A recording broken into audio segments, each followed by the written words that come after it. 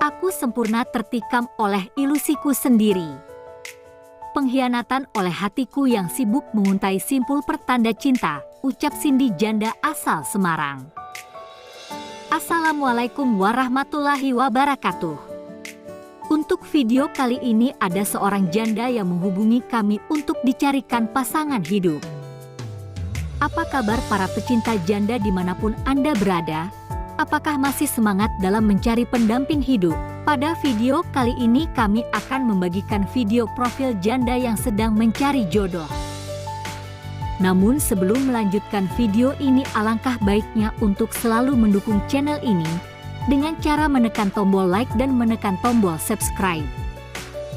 Dan bagi Anda yang sudah menekan tombol subscribe, saya doakan semoga Anda selalu dilancarkan rezekinya dan dimudahkan urusannya, amin Allahumma amin.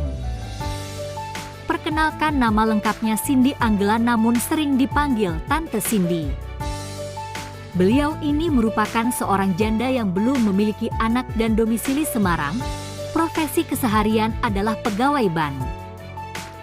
Untuk kriteria suami yang diidamkan oleh beliau, tidak muluk-muluk, yang penting setia dan penyayang.